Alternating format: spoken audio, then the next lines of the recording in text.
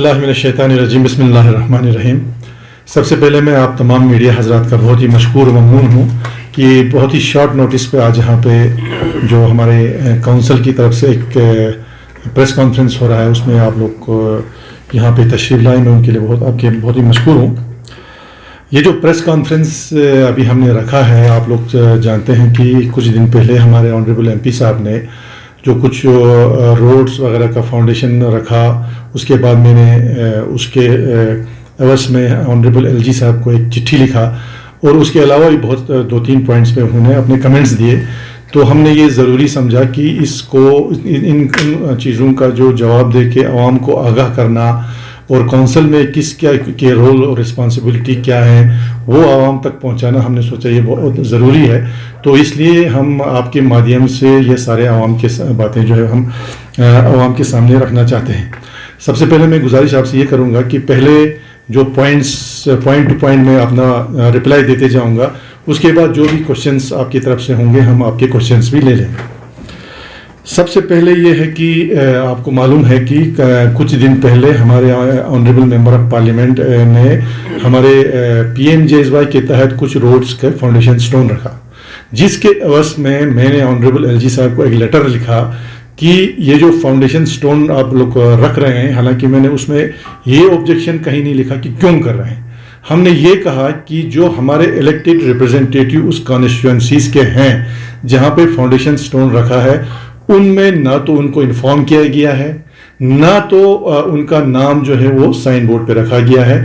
तो लिहाजा as head of the council it is my responsibility कि मैं अपने मेंबर्स के उनको जो ऑनर को जो है प्रोटेक्ट करना मेरी जिम्मेदारी है।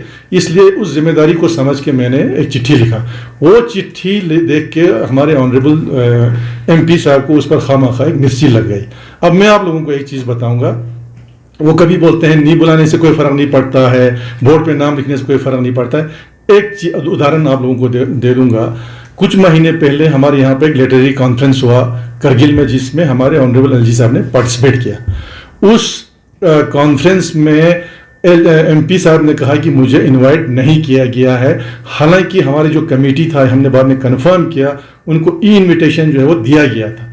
उसके बावजूद उन्होंने इन राइटिंग में ऑनरेबल एलजी साहब को कंप्लेंट करके हमारे डिस्ट्रिक्ट एडमिनिस्ट्रेशन को, हमारे secretary culture and deputy commissioner CO LHDC को ऑनरेबल एलजी साहब ने एक्सप्लेनेशन कॉल किया उनको। तो एमपी साहब उस हद तक भी गए। तो वो तो उसका इंडिविजुअल मसला था अपने लिए। मैंने कभी अपने लिए नहीं बोला कि मुझे क्यों नहीं बुलाया रहा है। मैंने बोला कि हमारे जो काउंसलर हैं, और मैंने कभी नहीं कहा कि ये किस पार्टी के, हमने कहा जो भी ऑनरेबल काउंसलर जिस पार्टी से भी रखते हैं, ये उसका राइट है कि उसकी कॉन्स्टिट्यूएंसी में रोड बन रहा है। तो इसलिए मैंने वो चिट्ठी लिखा। अब दूसरी चीज़ आप लोगों को मैं ये बताता चलूँगा कि PMJSY के रोड्स के बारे में, PMJSY के रोड के बारे में काउंसिल का क्या रोल है वो मैं आपको यहाँ पे वजाहत करना चाहता हूँ। PMJSY का जो रोड है ये सेंट्रल स्पॉन्सर्ड स्कीम है। PMJSY है, हमारे CRF है वगैरह। इसमें प्रायोरिटी जो है, इसमें आइडेंटिफिकेशन हमारे ऑनरेबल काउंसिलर्स करते हैं, प्रायोरिटी फिक्स एग्जीक्यूटिव काउंसिल करता है, और सबसे बड़ी चीज़ ये है कि सेंट्रल स्पॉन्सर्ड का कोई भी स्कीम जब तक यहाँ से सर्टिफिकेट नहीं जाता काउंसिल से अवेलेबिलिटी ऑफ लैंड को लेकर, तब तक कोई प्रोजेक्ट जो है सैंक्शन गवर्नमेंट ऑफ इंडिया नहीं करती है। ये सबसे बड़ा रोल है काउंसिल का। अभी भी आप जाके देखें PMJSY के जो रोड जिनका अभी फाउंडेशन स्टोन रखा जा रहा है, वो सारे प्रोजेक्ट के जो है हमने अवेलेबिलिटी ऑफ लैंड का सर्टिफिकेट हमने दिया है। On the basis of that वो सारे प्रोजेक्ट्स हमारे सैंक्शन हो गए। तो इसमें हमारा राइट है कि नहीं वो आप एमपी साहब खुद जानते हो। एमपी साहब कभी बोलते हैं कि कोई काउंसलर सब मेरे पास आया नहीं, हमारे पास में हम किस लिए आएंगे आपके पास, जबकि जो हमारा रोल था वो हमने किया है। बाकी गवर्नमेंट ऑफ इंडिया ने सैंक्शन किया, हम गवर्नमेंट ऑफ इंडिया के बहुत ही मशहूर हैं। तो ये है आपका काउंसिल का रोड का जो है रोल, ये है आपका। दूसरी चीज़ है, इसमें सबसे इंटरेस्टिंग बात यह है कि politician whether it is MP, CC, मंत्री, वो कुछ भी कहते हैं, लेकिन ये उस एजेंसी और डिपार्टमेंट की रिस्पॉन्सिबिलिटी है कि काउंसलर का या इलेक्टेड रिप्रेजेंटेटिव्स का एक प्रोटोकॉल होता है, उसको फॉलो करना नहीं करना वो उस एजेंसी का नाम है। आप लोगों के पास रिकॉर्ड में होगा, और ऑनरेबल एमपी साहब ने खुद बोला कि बोर्ड पर किसका नाम लिखना है नहीं लिखना है वो एजेंसी का काम है, यानी उन्होंने अपने सर पे नहीं लिया। मैंने इमीडिएटली उसी वक्त आपके चीफ इंजीनियर से मैंने बात किया, कल रात को भी बात किया, जो पीएमजेएसवाई के चीफ इंजीनियर है। वो कहते हैं हमें तो पता ही नहीं है। बोलता है हमें ना हमने कोई अप्रूवल दिया है, ना हमने किस पर नाम लिखा। तो इसका मतलब यहाँ पे एक लॉलेसनेस चल रहा है इस यूटी एडमिनिस्ट्रेशन में, कोई कानून ही नहीं है। जो प्रोटोकॉल्स आप लोगों ने यूटी एडमिनिस्ट्रेशन ने निकाला है, मैं अभी आपके पास कॉपी लेके आया हूँ।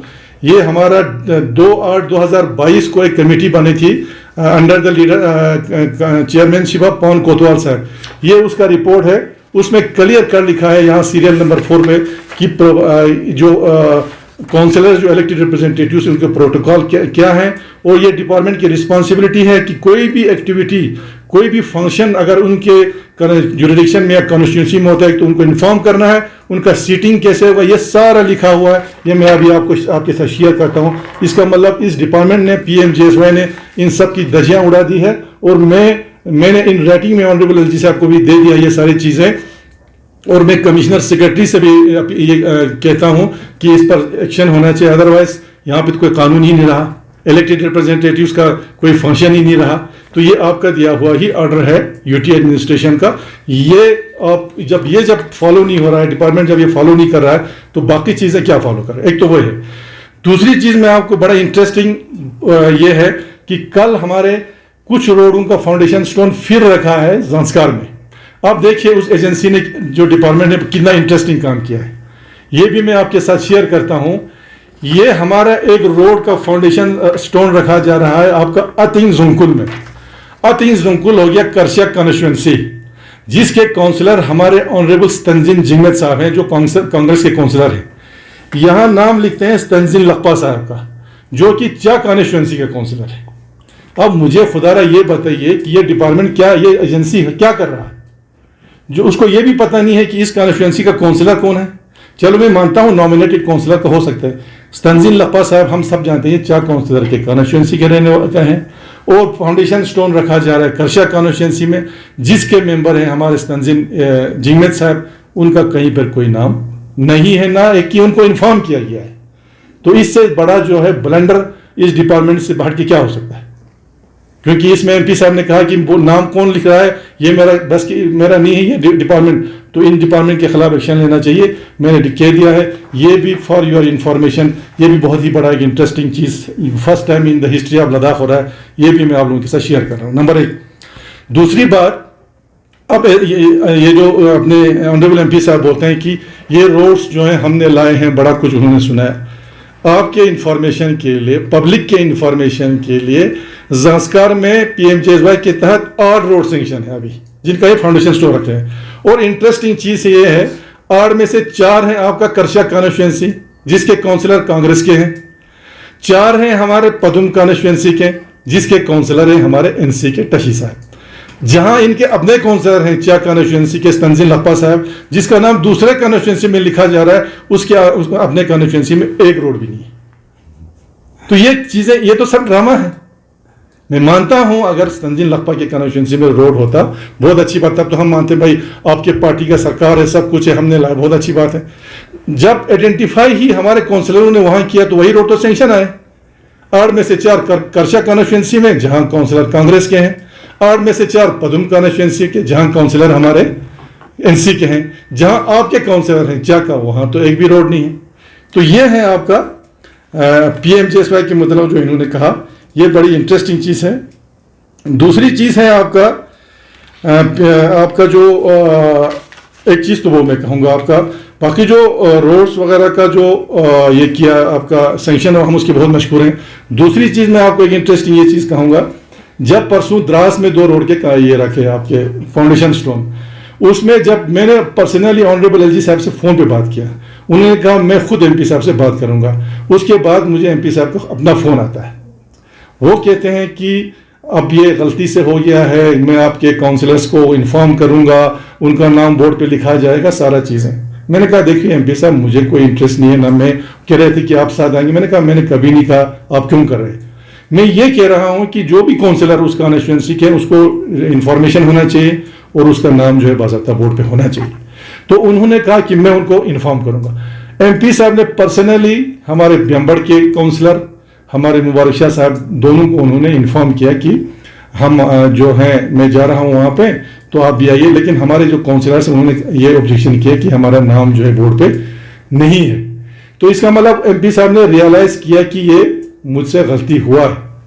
लेकिन मैं ये पहले भी बोल चुका हूँ, पॉलिटिशियन जो भी है, एमपी होता है, एमएलए होता है, सीसी होता है, वो कुछ भी कह सकता है, लेकिन यहाँ पे जो रिस्पॉन्सिबिलिटी फिक्स होता है, यहाँ पे रिस्पॉन्सिबिलिटी फिक्स होता है उस पर्टिकुलर डिपार्टमेंट का। ये हो गया आपका पीएमजीएसवाई के बारे में, एक जो पॉइंट उन्होंने उठाया।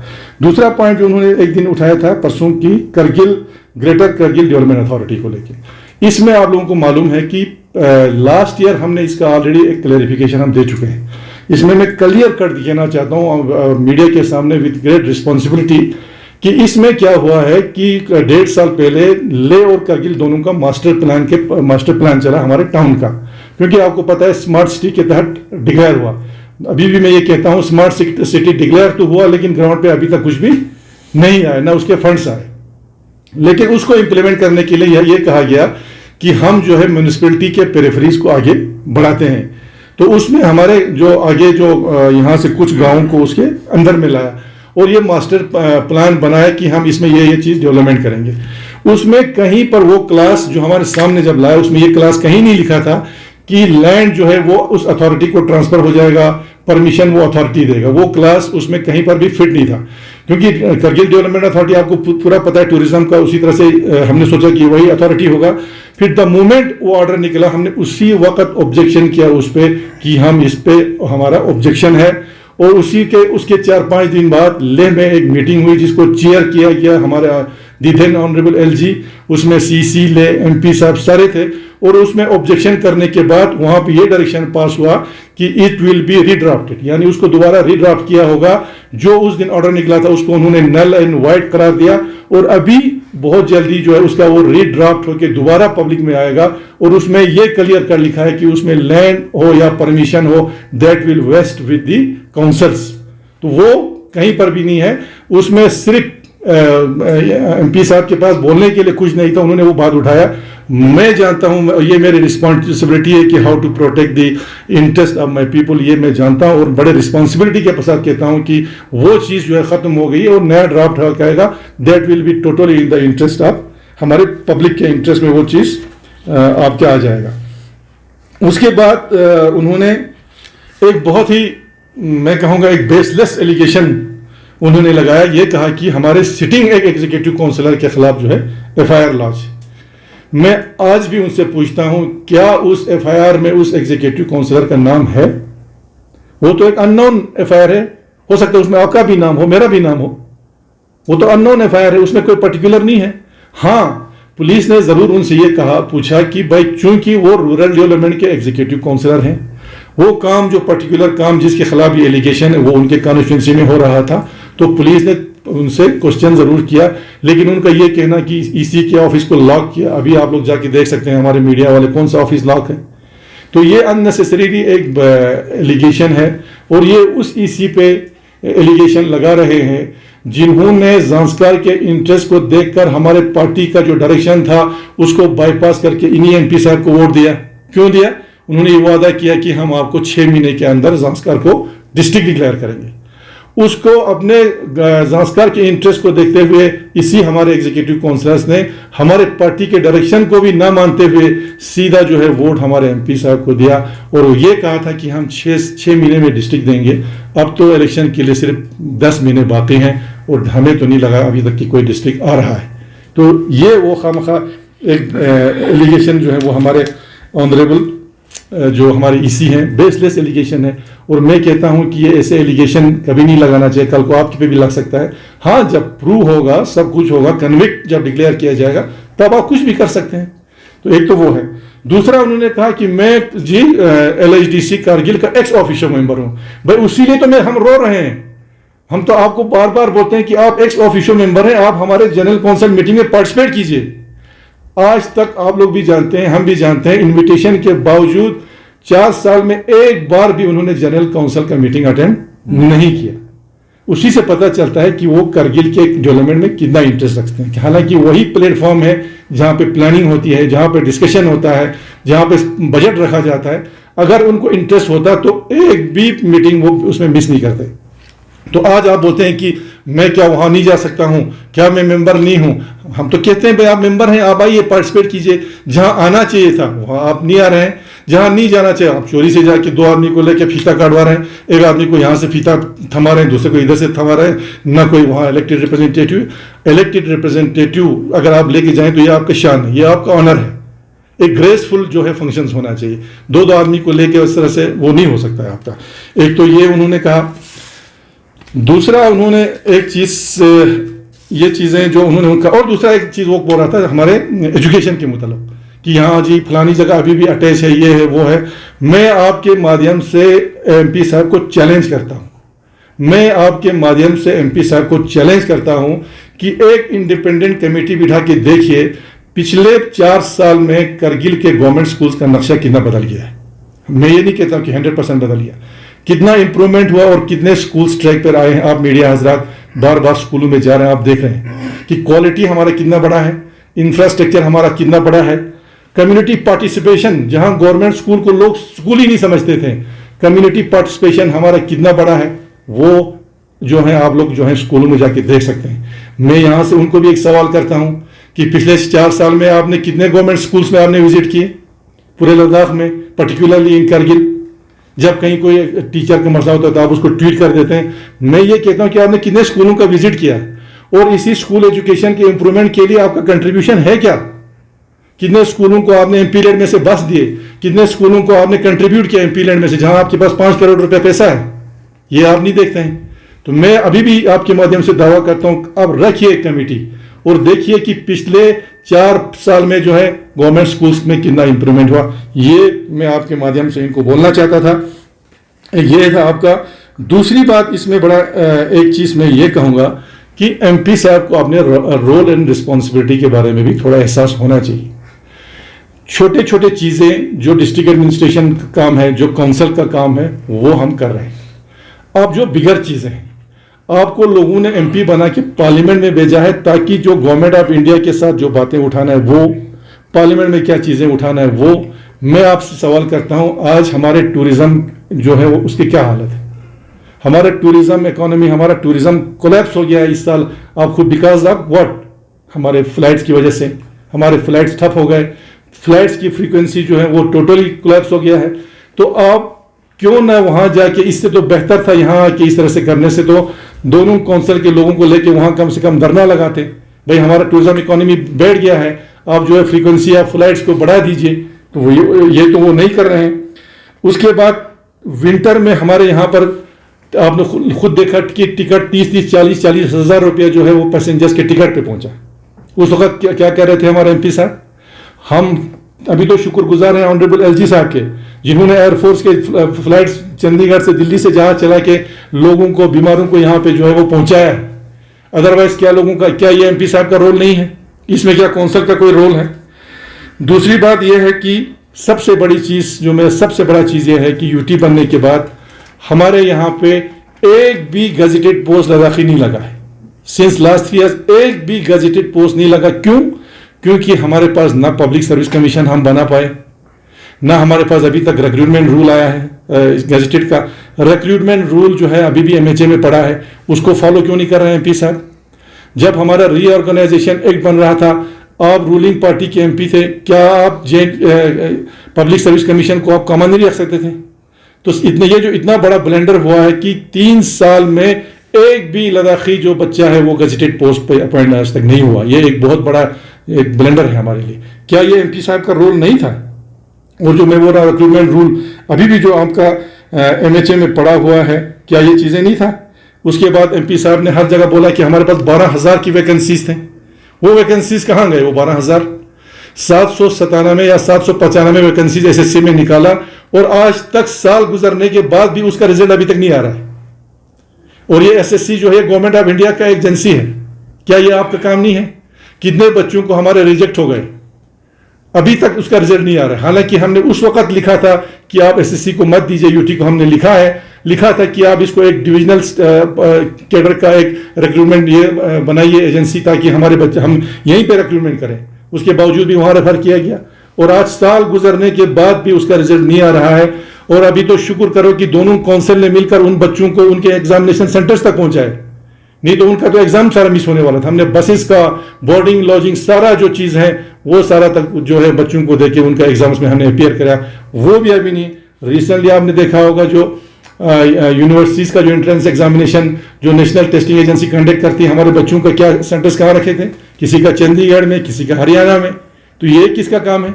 ये एमपी साहब का काम नहीं है। सारे बच्चों का, आधे बच्चों का मिस हो गया। अभी तो शुक्र करो यूटी एडमिनिस्ट्रेशन, एलजी साहब ने हमारे कमिश्नर सेक्रेटरी हायर एजुकेशन को डिप्यूट करके उनके जो नेशनल टेस्टिंग एजेंसी है उनके चेयरमैन के साथ मीटिंग करवा के उनको दोबारा इनका एग्जाम कंडक्ट करवाया, जो सारा का एग्जाम चला गया था। तो क्या ये एमपी साहब का रोल इसमें नहीं बनता है? दूसरी चीज, हमारे सबसे बड़ी चीज ये है कि भाई मैं कोई भेदभाव नहीं करता हूं। मैं बोलता हूं ऑल इंडिया रेडियो का जो हमारा डीडीजी, डिप्टी डायरेक्टर जनरल का जो पोस्ट था यहाँ पे, उसको शिफ्ट क्यों किया ले? बाकी ले में रहे, हमें कोई एतराज नहीं है। अगर आप एमपी हैं, अगर आप कर सकते तो ले में दूसरा ला सकते थे। आपने क्यों यहाँ पे, जब आपसे हमारे मीडिया वाले सवाल पूछते हैं उसके बारे में, आप बोलते हैं नहीं नहीं मुझे ये कोई फर्क नहीं पड़ता कि ये जहां भी रहे। हमें फर्क पड़ता है क्योंकि ये हमारे यहाँ पर पहले था और उसको यहाँ से आपने शिफ्ट किया। और इसी रेडियो स्टेशन में 40 से 50 कैजुअल लेबर जो 15-20 साल से काम कर रहे थे, सबको डिसकंटिन्यू किया गया। तो ये किसका रोल बनता है? तो ये सारे चीजें जो है, एक तो अपना रोल एंड रिस्पॉन्सिबिलिटी भी हमें लेना चाहिए। और कभी ऐसी बातें जो हम तो कभी, जब तक वो नहीं बोलेंगे तब तक हम यहाँ से इस तरह से फजूल की बातें ना हमने बोला है और हम ना बोलेंगे। लेकिन कुछ चीजें, कुछ जब वो वहां से बोलते हैं तो हम मजबूर होते हैं ये चीजें बोलने के लिए।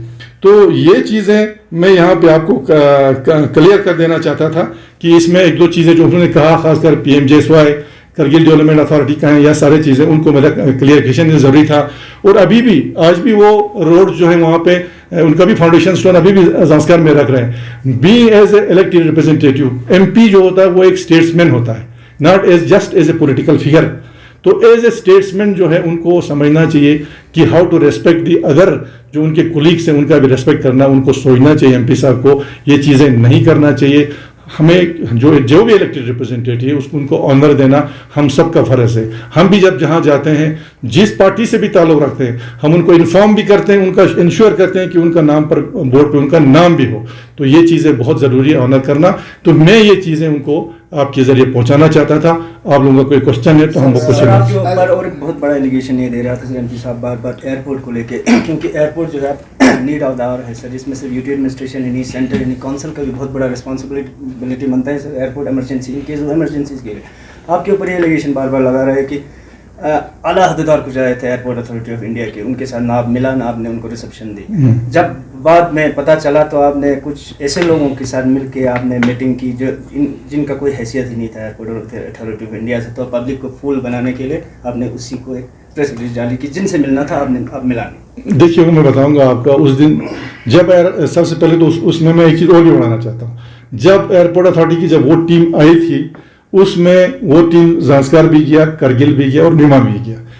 मेरे अपना जो मुझ पे एलिगेशन लगा उसका जवाब देने से पहले एक सवाल एमपी साहब से भी मैं यहाँ करना चाहूँगा। जब आप उस टीम के साथ ज़ांस्कार जा सकते थे, आप करगिल क्यों नहीं आए? यहीं से आपका पता चल जाता है आपके एटीट्यूड और क्या आपका एटीट्यूड है। कल ज़ांस्कार गए वो, जबकि वहाँ पे ज़ांस्कार के रिप्रेजेंटेटिव या जो भी था वो था, लेकिन आप करगिल में उस टीम के साथ नहीं आए। यहाँ पर मेरा नहीं जाने का मतलब ये था, ये बिल्कुल नहीं था कि मैं जानबूझ के नहीं गया। आपका उस टीम का यहाँ पे जो विजिट था वो लास्ट मोमेंट में बना, पहले शेड्यूल में वो नहीं था। तो उस दिन चूंकि मैं टाउन में प्रेजेंट नहीं था, डीसी साहब ने मुझे फ़ोन किया था, तो मैंने डीसी साहब को ये कहा था कि आप on behalf of the council जो भी इंफॉर्मेशन उनको चाहिए आप रिप्रेजेंट कर दीजिए। हालांकि उसमें हमारे एडमिनिस्ट्रेशन की पूरी टीम थे, जो भी इंफॉर्मेशन उनको चाहिए था वो इंफॉर्मेशन हमने वहाँ पे दिया। इन डॉक्यूमेंट में भी चाहिए था वो दिया, उसका रिपोर्ट भी हमें आया। और उसके बाद में पर्सनली जाके उसकी टीम के जो हेड कर रही थी, जो मैडम थी वहाँ पे आपका, उनके साथ में दिल्ली में जाके उनसे मिलके वो रिपोर्ट भी हमने सबमिट किए सारा। तो इसमें वो बात बिल्कुल नहीं है कि मैंने जानबूझ के उसको निगलेक्ट किया। अब दूसरी चीज़ आपका ये है कि एयरपोर्ट का मसला आप खुद जानते हैं, कौंसल की रिस्पॉन्सिबिलिटी ये है कि अगर उनको कल भी आपके जब एयरफोर्स के ये आए थे, एयर मार्शल साहब जब आए तो उसमें भी हमने मीटिंग किया। हमने कहा हम प्रोवाइड, एलएचडीसी का इसमें रोल है आपका टू प्रोवाइड लैंड उनको कितना चाहिए, इंफ्रास्ट्रक्चर अगर बनाने में उनको फंडिंग चाहिए वो देने के लिए हम तैयार हैं। ये सारा जो कौंसल का रोल है। और एमपी साहब को मैं आपके माध्यम से बोलना चाहूँगा, मैंने आज से 1 साल पहले आपसे रिक्वेस्ट किया था कि करगिल के एक डेलीगेशन चाहे वो कौंसल का हो, जिसका भी हो, आप ही लीड कीजिए। आप लीड करके वहां पे आपके जो कंसर्न मंत्री है सिंधिया साहब से हमारी बातचीत की, हम राउंड टू राउंड बैठ के डिस्कस करेंगे। उसका जवाब एमपी साहब ने अभी तक मुझे नहीं दिया। जो हमारा रोल था वो हमने किया। सर, अभी आपने बताया कि स्कूल एजुकेशन जो है कारगिल में बहुत बेहतर हो गया है, हालांकि अभी तक टीचर्स के लिए कोई ट्रांसपेरेंट ट्रांसफ़र पॉलिसी नहीं है और आए दिन व्हाट्सएप पे और सोशल मीडिया पे ये सर्कुलेट होते रहते हैं कि बड़े अहदेदारों के रिश्तेदार जो हैं वो टाउन के एरियाज़ में ज़्यादा हैं और टाउन के जो आसपास के एरियाज़ हैं उनमें जेंडर इक्वालिटी नहीं है, उनमें फीमेल टीचर ज़्यादा है और जो दूर दराज के इलाके हैं उनमें मेल टीचर ज़्यादा है। तो इस पे आप क्या कहना चाहेंगे? देखिए, आपका बात मैं बिल्कुल एक्सेप्ट करता हूं कि अभी भी हमारे पास ट्रांसपेरेंट या फेयर एक ट्रांसफर पॉलिसी अभी नहीं है, लेकिन इस चीज़ में मैं बार बार पहले ही बता चुका हूं। इसके लिए हमने डायरेक्टर स्कूल एजुकेशन से अप्रोच किया है कि एक free and fair transparent policy लाने के लिए वो हमें मदद करें, किसी एजेंसी को हायर करें ताकि ये सारा सिस्टम जो है ऑनलाइन हो, कोई किसी को इसमें शिकवा ना रहे। लेकिन हमने इस पर कुछ एक्सरसाइज किया है। आप जानते हैं, जब हमने काउंसिल संभाला तो यहाँ पे कोई ट्रांसफर नहीं हुआ था। 10-10 साल से लोग जो है एक जगह पे था। हमने कोशिश किया कि जोन वाइज, यानी बहुत सारे जो जोन के टीचर्स थे वो एक दूसरे के, mostly they were in Kargil town. हमने कोशिश करके, आपको मालूम है, आज से 2 साल पहले कम से कम 1100 टीचर्स की हमने पोस्टिंग किया। मैं मानता हूं कि उसमें 100% दैट वाज नॉट परफेक्ट, लेकिन हमने एक शुरुआत की। जिनके ग्रीवेंसेस थे उनको हमने काफ़ी हद तक दूर किया और मैं इसको आज भी एक्सेप्ट करता हूं और इंशाल्लाह हमारी कोशिश रही है, हमने अभी भी है कि हमने डायरेक्टर साहब को बता दिया। और ये सिर्फ एजुकेशन में नहीं, ये जो ट्रांसफर वाला है ये हर डिपार्टमेंट में होना चाहिए, हेल्थ में भी हो, सब में एक ट्रांसपेरेंट पॉलिसी हो। जब ये ट्रांसपेरेंट जो पॉलिसी जब आएगी हमारे पास, तो इसमें अटैचमेंट वाला, आपका डिप्यूटेशन वाला ये सिलसिला सब खत्म होगा, क्योंकि पूरा ट्रांसपेरेंट होगा, कोई देख सकता है और हर किसी को ये पता चलेगा कि after a period of 2 years या 3 इयर्स मेरे पोस्टिंग कहाँ पे होगा।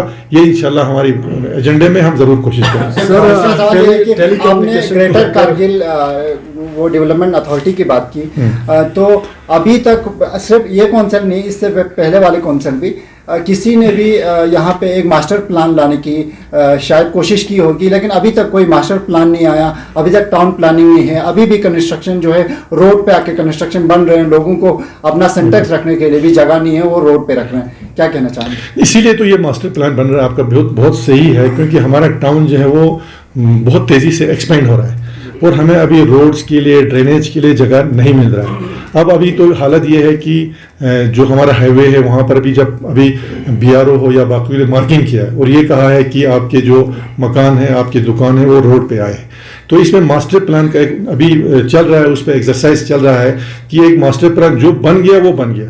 परसों भी आपको मालूम है कि मैंने एक डेलीगेशन को लीड किया था LG साहब के साथ। मैंने भी उनसे ये रिक्वेस्ट किया था कि सर, जो मकान आज से 20-20 साल पहले बन गए हैं रोड साइड पे, उनको कुछ थोड़ा बहुत आप एग्जामिशन दे दीजिए। तो ऑनरेबल LG साहब ने कहा कि उसमें हम देखेंगे, अगर ज़्यादा इंकरेजमेंट हुआ है तो फिर उसमें देखना पड़ेगा, बाकी थोड़ा बहुत हम कंप्रोमाइज़ करेंगे। लेकिन फर्दर इन चीज़ों को रोकने के लिए मास्टर प्लान, यही मैं आप जिक्र करा था, मास्टर प्लान आपका कंसल्टेंट्स हायर हुआ है, मास्टर प्लान बन रहा है और सारे स्टेक होल्डर्स को बिठाने के बाद, मैं फिर बोलता हूँ, सारे स्टेक होल्डर्स को बिठाने के बाद हम उसका अपना कंसेंट देंगे। बहुत जल्दी, विदिन ए मंथ इंशाल्लाह हो जाएगा। एयरपोर्ट करगिल का लॉन्ग पेंडिंग डिमांड रहा है, काउंसिल ने कौन सा बड़ा स्टैंड लिया है एयरपोर्ट के इशू को लेकर? क्योंकि डिमांड तो लंबे वक्त से करते आ रहे हैं और इस वक्त सिर्फ एक पॉलिटिकल इशू बना के रह रहा है। देखिए, करगिल एयरपोर्ट का एक इशू ये है कि करगिल टेक्निकली भी, आपने कल LG साहब को भी सुना होगा, हमारे यहाँ पे ऑपरेशनल या किसी चीज़ के यहाँ पे टेक्निकल अड़चन बहुत है। अगर आप रिपोर्ट्स पढ़ेंगे, हर कमेटी का जो रिपोर्ट आया है उसमें कुछ ना कुछ टेक्निकल पॉइंट जरूर आया है। दूसरे लोकेशंस तो उन्होंने ऑलरेडी, जो एक कमेटी है उसने वखा वाला तो टोटली रिजेक्ट किया। इस कमेटी ने कहा कि यहाँ पे एक तो रनवे भी कम है, दूसरा वहाँ पे विंडी ही है। अब मेन यहाँ पे जो हमारे पास आया था, एक रिपोर्ट में ये था कि जो रनिंग जो आपका जो रनवे है उसको थोड़ा टिल्ट करना पड़ेगा, यानी कि उसको शुरू की तरफ करना पड़ेगा। एक रिपोर्ट में ये कहा गया कि जो अभी रनवे है उसको जो पश्चिम की तरफ है वो देना पड़ेगा। तो वो सारे फाइनल रिपोर्ट उसमें कोई भी अभी जिम्मेदारी नहीं उठाया, फाइनल रिपोर्ट नहीं आया। हालांकि लैंड आपने देखा होगा, हमने चाहे रनवे की तरफ लैंड रिक्वायरमेंट है वो भी हमने प्रोविजन रखा है, अगर आप पश्चिम की तरफ करते हैं तो वहां पर भी हमने प्रोविजन रखा हुआ है। तो अभी हम बार बार मंत्री से भी, एलजी साहब ने भी कल आपने सुना होगा, वो भी बार बार उठा रहे हैं कि इसमें हमारी तो ये रिक्वेस्ट है कि जब तक ये आपका रनवे एक्सपेंशन होगा या बड़े जहाज नहीं उतरेंगे, तब तक कम से कम जो छोटे जहाज जो ATRs हमारे जो इस पे उतर सकते हैं वो आप इस पे जरूर उतारिए। दूसरा, हमने परसों जो हमारे एयरफोर्स चीफ आए थे उनसे रिक्वेस्ट किया कि एक फ्लैट जहाज है हमारे यहाँ पर C-13 के जिसकी कैपेसिटी 60 है, हमने उनसे ये कहा कि तब तक आप विंटर में कम से कम उसको भी ऑपरेट कीजिए। तो उन्होंने एश्योर किया कि हम उस पर जरूर देखेंगे। तो जितना हमारी हमसे हो सकता है, जहाँ अप्रोच करना है, जहाँ लैंड अवेलेबिलिटी है, इवन यहाँ तक कि जो इंफ्रास्ट्रक्चर डेवलप करना है यहाँ पे, इसका आपका जो टर्मिनल बिल्डिंग्स है वो भी हम करेंगे। और ये आपको मैं यहाँ बताता चलूँ, ये आपका सिविल एडमिनिस्ट्रेशन का एयरपोर्ट है। ये पैसा जो इंफ्रास्ट्रक्चर जो बना है वो एयरपोर्ट अथॉरिटी का पैसा दिया, हमारे PWD ने बनाया। एयरफोर्स के पास ये लीज पर है, तो इसलिए हम चाहते हैं कि एयरपोर्ट अथॉरिटी जो है वो इसको टेक ओवर करें, और कम से कम जब तक बड़े जहाज नहीं आएंगे तब तक छोटे जहाज इस पे चलें। एमपी लद्दाख का एक और एलिगेशन है, गवर्नमेंट बनाएगा, इस पे आपका क्या कमेंट रहेगा? देखिए, चाहे बीजेपी गवर्नमेंट बनाए, चाहे कांग्रेस, टेक्निकलिटीज की बात नहीं कर रहे हैं, मैं कहता हूं वो उसमें टेक्निकलिटीज है। अगर बनाए तो फिर क्यों नहीं बना रहे? मेरा सवाल ये है, अगर वो बना सकते हैं तो क्यों बना रहे हैं? इसलिए कि करगिल वाले बीजेपी में नहीं है, इसीलिए वो बना रहे हैं क्या? सर, एमपी लद्दाख का और एक एलिगेशन है LHDC को लेके, और एक एलिगेशन है टेलीकम्युनिकेशन को लेकर। उन्होंने कहा कि काउंसलर्स जो है एमपी से पूछते नहीं है, और जितने भी नुमाइंदे हैं वो पूछते नहीं है LHDC के, और पब्लिक से पता करके उन्होंने जो है जहाँ भी रिक्वायरमेंट था टेलीकम्युनिकेशन का टावर वहाँ पे इंस्टॉल कर रहे हैं। तो इसको आप किस तरह से देखते हैं, और टावर्स LHDC जो है इस पे क्यों ये नहीं कर रहे? जनाब अली मूसा साहब, मैं MP साहब से पूछता हूँ, जितने भी टावर जो स्टेट लैंड्स पे लगे हैं उसका लैंड का अलॉटमेंट किसने दिया अभी तक? जितने भी टावर्स लग रहे हैं वो अलॉटमेंट हम दे रहे हैं। अगर हम वो लैंड अलॉटमेंट नहीं देंगे तो बाकी ये कहते हैं कि मेरे पास नहीं आते हैं। तमाम काउंसलर जहां जहां पे पड़े हैं उन्होंने MP साहब को भी लिखा, हमने लिखा, हमने ऑफिशियली मंत्री को भी लिखा, LG साहब को लिखा, हर किसी को हमने अप्रोच किया है। ये उनका कहना गलत है। उनको काउंसलर आने की क्या जरूरत है जब वो खुद रिप्रेजेंटेटिव हैं? क्या आप करगिल के MP नहीं है? क्या आप सिर्फ ले के MP हैं? तो जब उनको पता है, और हमारे हर जगह जो जितने भी काउंसलर्स हैं उन्होंने जो है वो टेक अप किया है, कंसर्न मंत्री, LG, MP साहब, हर किसी के साथ। और मैं यहाँ ये बताता चलूँ पब्लिक के इंफॉर्मेशन के लिए, जहां जहां टावर स्टेट लैंड पे लग रहा है हम जो है लैंड दे रहे हैं। और कल ही मैंने कम से कम 10 लोकेशन के लैंड का फाइल जो है अप्रूव किया है जहां BSNL के टावर लगने वाले हैं। सर, क्या काउंसिल अंडरमाइन हो रहे हैं इस वक्त? देखिए, अंडरमाइन मैं समझता हूं कि जब से ये हमारे ऑनरेबल LG साहब, नए LG साहब ने ज्वाइन किया है, तब से जो है काउंसिल जो है एम्पावर हो रहा है। आप खुद जानते हैं कि इससे पहले स्पेशल डेवलपमेंट पैकेज के जो प्लान बनते थे उसमें काउंसिल का कहीं इन्वॉल्वमेंट नहीं था। For the first time LG साहब ने खुद चेयर किया, ले में 5 घंटे की मीटिंग की, उसमें पूरे काउंसिल को जो है उन्होंने इन्वॉल्व किया। और फॉर न्यू स्कीम जो अभी आने वाला है SDP में, उनका भी डायरेक्शन है कि तमाम कमिश्नर सेक्रेटरीज को न्यू प्लान भी जो है जो काउंसिल से जो है उसका अप्रूवल होना चाहिए। तो आज मैं दावे के साथ कहता हूं कि काउंसिल जो है वो एम्पावर हो रहा है। लेकिन अगर जब ये ऐसे एक्टिविटीज यहाँ हो रहे हैं जहां काउंसलर को, एक तो ऑनरेबल MP साहब खुद इलेक्टेड रिप्रेजेंटेटिव्स को नहीं पूछ रहे हैं, दूसरा डिपार्टमेंट आपका नहीं पूछ रहा है, तो ये तो आपका मैं समझता हूँ अंडरमाइन ही हो रहा है। अब ये किस लिए हो रहा है वो तो UT एडमिनिस्ट्रेशन को देख रहे हैं। दूसरी चीज मैं इंटरेस्टिंग आपको एक बताऊंगा, हमारे MP साहब बोलते हैं मैं 6 शेड्यूल को इसलिए अपोज करता हूं कि हमारा काउंसिल अंडरमाइन हो रहा है। वही बोलते हैं 6 शेड्यूल में जो आपका डिस्ट्रिक्ट काउंसिल्स हैं उनको उतना पावर नहीं है जितना आज के काउंसिल में है। तो मैं उनसे सवाल ये पूछ रहा हूं, क्या इस तरह से हमारा काउंसिल स्ट्रेंथ होगा? और आज डिमांड ये कर रहे हैं कि 6 शेड्यूल नहीं चाहिए हमको, बल्कि हमारा काउंसिल जो है एम्पावर होना चाहिए। तो क्या इस तरह से हमारा काउंसिल एम्पावर होगा? यही MP साहब है जिन्होंने कहा कि हमें 6 शेड्यूल चाहिए, और 3 साल के बाद, परसों आपने उनका मीडिया में देखा होगा, बोलते 3 साल के बाद मुझे पता चला कि 6 शेड्यूल में तो कुछ है ही नहीं, मैं इसलिए अपोज कर रहा हूं। तो हमें तो ये समझ में नहीं आ रहा है कि वो क्या बोल रहे हैं। यहाँ से बोलते हैं काउंसिल को मजबूत करेंगे, यहाँ खुद ऐसे एक्टिविटी कर रहे हैं जिससे अवाम ये देख रहा है कि काउंसिल का तो जो बेचारे काउंसिलर हैं उनको तो कहीं सुनवाई नहीं हो रहा। सर, फाउंडेशन स्टोन के इशू पे उन्होंने कहा कि कुछ लोगों ने आपको प्रेशराइज किया, इसके बाद आपने इशू को रेज किया। सर मुझे कोई प्रेशराइज करने की जरूरत नहीं, मैं अपनी रिस्पॉन्सिबिलिटी बहुत अच्छी जानता हूं। जहां पे मेरा ऑनरेबल काउंसलर का कि जो ऑनर और डिग्निटी जो है वो उनका नहीं रख रहा है, तो ये मेरा रिस्पॉन्सिबिलिटी बनता है। और मैंने ओपनली एलजी साहब को चिट्ठी लिखा, वो मैंने मीडिया में भी दिया। सर जीकेडीए को लेकर जो स्टेटमेंट एमपी ने दिया है वो गलत है क्या? वो टोटली गलत है, उसका मैंने आपने पहले ही बता दिया, वो नल एंड वाइट है, वो नया बन के आने वाला है। उसके लिए सारे स्टेक होल्डर्स और उसके लिए लेह में एक कानून, करगिल में एक कानून जो है वो नहीं बनेगा। उसमें पब्लिक को कोई घबराने की जरूरत है। मैं दावे के साथ कहता हूँ अगर होता तो 1.5 साल हो गया, इंप्लीमेंट क्यों नहीं हुआ? सर हेडक्वार्टर जो अभी हेडक्वार्टर लेह में जो है अभी हेडक्वार्टर है, तो हेडक्वार्टर को लेके एलएचडीसी जो है किस तरह के काम कर रहा है? क्योंकि पहले सुनने में ये आया था कि 6 महीना करगिल और 6 महीना ले, तो अभी तो इस कोई ट्रांसपेरेंसी नजर नहीं आ रहा है। नहीं देखिए, हेडक्वार्टर को लेके हम सबका पहले डिमांड था कि 6 महीना उधर होना चाहिए, 6 महीना इधर होना चाहिए। अब आज के डेट में जो है मेरे ख्याल में ये डिमांड इतना नहीं उठ रहा है। हाँ अलबत्ता ये है कि जो डायरेक्टर्स यहाँ पे ऑलरेडी पोस्टिंग किया हुआ था, उनका जिनका हेडक्वार्टर से वो यहाँ पे स्टेशन होना चाहिए।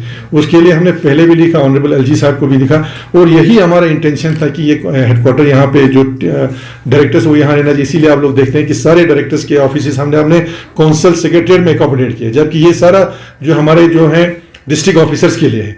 तो अभी भी मैं एलजी साहब से कहता हूं कि वो जो जितने भी, खैर अभी तो मोस्टली डायरेक्टर्स यहाँ पे 10 दिन 15 दिन अभी आप देख रहे हैं वो लोग बैठते हैं जब से ये एलजी साहब आए हैं। और क्योंकि बाकी डे टू डे रूटीन में वर्क में तो इतना इफेक्ट नहीं होता क्योंकि ई फाइल सिस्टम है आपका, लेकिन कभी किसी पर्सन का या किसी एम्प्लॉय का किसी डायरेक्टर के साथ कोई ग्रीवेंस होना चाहिए, तो इसलिए होना चाहिए। अब इंश्योर किया है कि कम से कम महीने में 10-15 दिन यहाँ पे बैठेंगे। और मैं भी देख रहा हूँ कि मेरे पास भी आ रहे हैं आपका डायरेक्टर स्कूल एजुकेशन हो, सोशल वेलफेयर हो, रूरल डेवलपमेंट, वो लोग बार बार अभी विजिट कर रहे हैं। तो इंशाल्लाह मुझे लगता है एलजी साहब के डायरेक्शन के बाद ये जो कमियां ये भी दूर हो जाएंगी। Sir Ladakh food security rules 2023 के तहत जो है जितने भी गवर्नमेंट एम्प्लॉयज़ हैं उनको एक्सक्लूड किया गया है राशन इंटाइटलमेंट से। हालांकि जेएनके में अगर यही रूल देखा जाए 21 में बना है, उसमें सिर्फ गेस्टेड पोस्ट के जो एम्प्लॉयज़ हैं उनको एक्सक्लूड किया है। क्या कहना चाहेंगे? नहीं ये दुरुस्त है, आपका ये पार्ट हमारे पास आया, लेकिन इसमें एक चीज़ मैं कहूँगा, जो पेंशनर्स हैं खासकर हमारे, उन पेंशनर्स को कम से कम ये जो इंटाइटलमेंट है ये रहना चाहिए आपका। तो उसमें हमने अभी रिसेंटली उसमें लिखा भी है कि जैसे यूटी एडमिनिस्ट्रेशन जेएनके ने किया, उसके तहत हमारे जो पेंशनर्स हैं कम से कम they should be included in the list, वो होना चाहिए। दूसरा यहाँ पे राशन का स्केल जो है कम से कम वो बढ़ना चाहिए। राशन का स्केल हमारे यहाँ पे बहुत कम है। और 2 मेन चीज़ें हमारा जो पब्लिक की डिस्ट्रीब्यूशन सिस्टम में पहले हुआ करता था, एक केरोसिन, दूसरा हमारा शुगर, जो कि अभी बिल्कुल यहाँ पे नहीं है। वो मैं यूटी एडमिनिस्ट्रेशन से अपील करता हूँ क्योंकि इनके प्राइस, क्योंकि केरोसिन तो हमारे लिए विंटर में चाहिए, दूसरा शुगर का जो रेट बहुत हाई है, इसमें कोई सब्सिडाइज अमाउंट देके ये 2 चीज़ें जो है हमारे पब्लिक डिस्ट्रीब्यूशन सेंटर्स पे अवेलेबल होना चाहिए for general public and particularly दो जो हमारे बीपीएल कैटेगरी है। तो आप इस फेवर में हैं कि जितने भी गवर्नमेंट एम्प्लॉयज़ हैं मतलब पेंशनर्स के अलावा उनको एक्सक्लूड किया जाए? नहीं, आप उसमें एक क्लास देखना पड़ेगा आपका कि उसमें किस अमाउंट या किस क्या उन्होंने सीलिंग रखा है आपका इनकम का, उस हिसाब से वो भी देखना चाहिए कि गवर्नमेंट एम्प्लॉयज़ जितने भी हैं उनको एक्सक्लूड करना है। गवर्नमेंट एम्प्लॉयज जो उनका अर्निंग देखना पड़ेगा। कुछ गवर्नमेंट एम्प्लॉयज में आपका एक जो होता है अर्निंग का कुछ मेंशन ही नहीं है। नहीं, उसमें मैं ये कहता हूँ कि जैसे फॉर एग्जांपल कुछ गवर्नमेंट एम्प्लॉय जैसे गजेटेड है, जैसे हमारे यहाँ पर आपका क्लास 1, 2 होता है, जो हमारे छोटे मुलाजिम से आपके क्लास 4 वगैरह है, उनके इनकम को देख के कम से कम उनको भी इसमें इंक्लूड करना चाहिए। सर कुछ ना कुछ इश्यूज रहता है सर। लास्ट सवाल होगा, उसके बाद और एक सवाल होंगे सर, चाहे काउंसिल को हो, डेवलपमेंटल एक्टिविटीज़ को लेके हो। तो मैं आपसे सीधा सवाल करना चाहता हूँ, आपका ज़ाती क्या इसमें इंटरवेंशन होगा? क्योंकि you are one of the most senior leader of Kargil and you are one of the most successful CC in the history of Kargil as per public. तो अब किस तरह देखते हो सर एब्रोगेशन के बाद? क्योंकि हमेशा कुछ ना कुछ अर्सवाल जेएनके के साथ आपको किस तरह काम करने में आपको ये होता था। अभी यूटी के बाद एब्रोगेशन के बाद तकरीबन 3 साल हो चुके हैं सर। जब भी कोई सेलिब्रेशन, जब भी कोई यूटी डे वगैरह मनाता है, तो हमने तो हमेशा आपके मुँह से यही सुना सर, आप हिंदुस्तान गवर्नमेंट का शुक्रिया अदा करना, एलजी का शुक्रिया अदा करना। तो आप किस तरह देखते हो सर ओवरऑल एब्रोगेशन के बाद, आप ओवरऑल सिस्टम को आप किस तरह देखते हो? आपका पर्सनल राय जानना। देखिए, आफ्टर एब्रोगेशन जो मैं कहूँगा सबसे बड़ी चीज़ बिफोर एब्रोगेशन हमारा जो यूटी बनने से पहले ये था कि फंड्स फ्लो जो हमारा बहुत कम था, जिसकी वजह से हमारे डेवलपमेंटल एक्टिविटीज़ कंप्लीट होने में सालों साल लगते थे। मैं एक उदाहरण आपको देना चाहता हूँ। फॉर एग्जांपल हमारे डिस्ट्रिक्ट हॉस्पिटल का फाउंडेशन स्टोन 2012 में रखा। Due to lack of fund हम उसको कभी कंप्लीट नहीं कर पाए। उसके बाद आज के दिन में देखिए हमारा इंफ्रास्ट्रक्चर करगिल को छोड़ के बाहर गर्ल्स हॉस्टल हमारा करगिल हाउस का यहाँ बना जम्मू में, 1.5-2 साल में कंप्लीट होगा। Additional block in Kargil house साल में कंप्लीट हो गया।